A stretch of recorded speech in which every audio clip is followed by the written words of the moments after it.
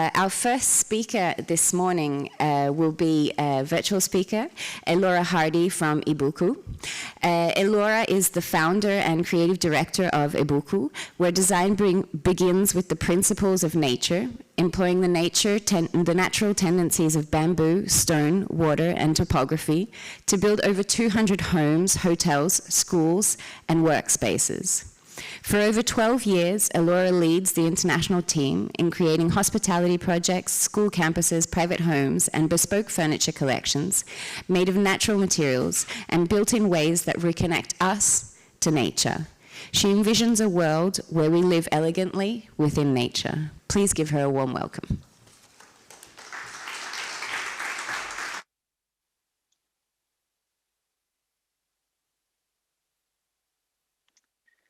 Hello, everyone. I am honored to be here today. I have some images to share as I speak, so I'm going to share a screen now.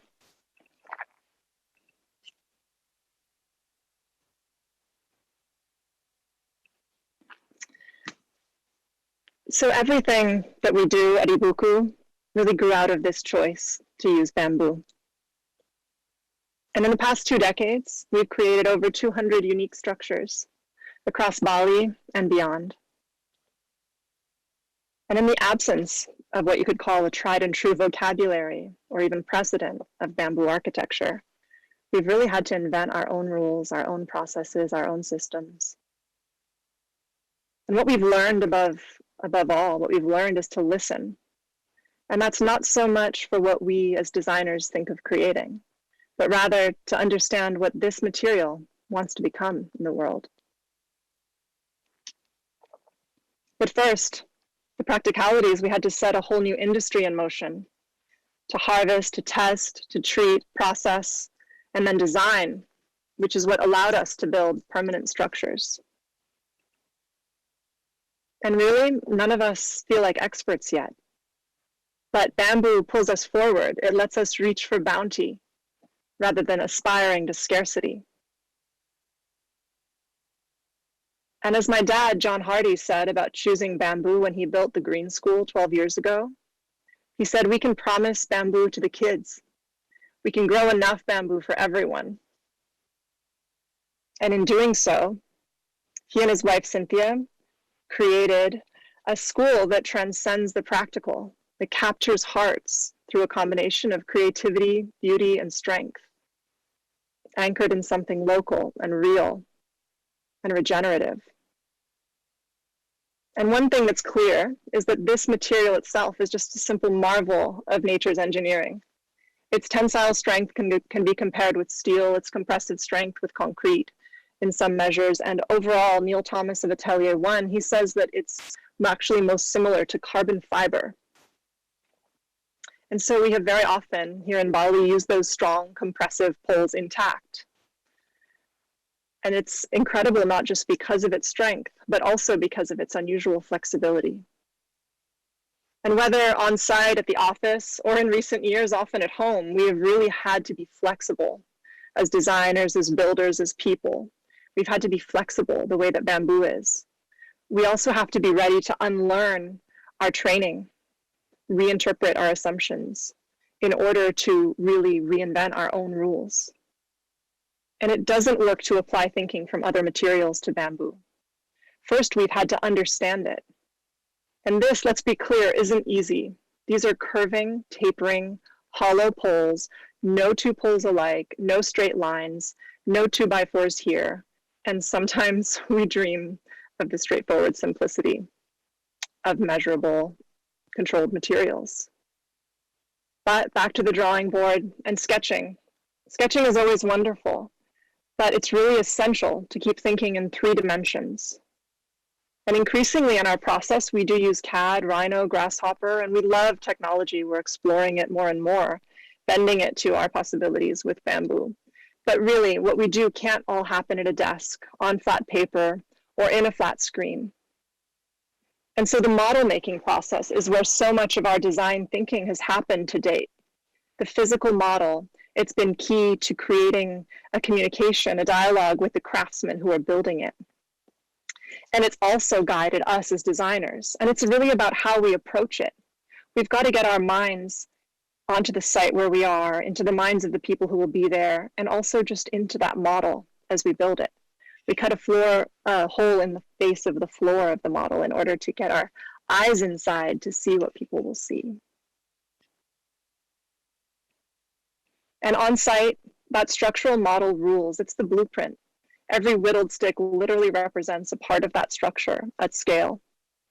And every piece of bamboo in what we've done so far, it really requires a craftsman's care. And more so, support from machinery, technology.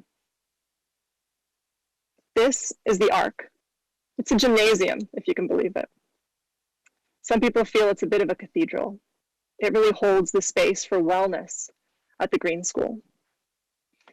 And structurally, architecturally, what it is it features these pole-built arches, and then also splits that bind them together to create the strength of a shell structure. And as we develop technologies and engineering systems that don't rely on the craftsmanship that we have an abundance of here in Bali, that creates a situation where there's replicable scale, and that potential broadens what's possible with this material internationally. Because the abundance of the material is so undeniable. Imagine you could grow the materials for a whole home or a whole skyscraper or even a whole city within 4 years. And as we design, we need to continue to follow a new path, not to fit into pre-existing templates and pre-existing typologies. This structure, the Ark, it feels more like a body than like most buildings we know of.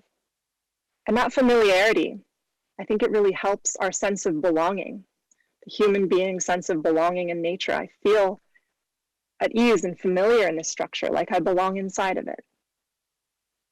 And we think about that in our interiors as well. We consider, how do we keep continuity in our thinking through to the details? Once you've created a curving structure, we feel it needs terraced steps, and it needs a door that prepares you, a door that feels like a portal into that new world. And we revel in the creative possibilities. This structure is made up of bundled sticks, and that door is laminated splits. And all of these curves and artisanship, it does feel intuitive to the jungles of Bali. But what about the rest of the world? What I always wonder is, what can what we do here bring, like an offering, to the rest of the world? Where can it lead? Well, we were asked to turn this concrete shell in Hong Kong into a Balinese landscape for a restaurant. So we literally had an opportunity to bring a piece of Bali to the world. And what we found is ways to bring comfort and texture, and above all, a bit of nature back into this space.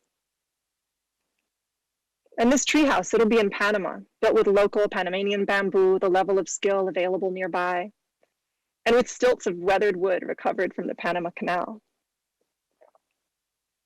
And wherever we are, whatever materials we surround ourselves with, we humans seek shelter as comfort.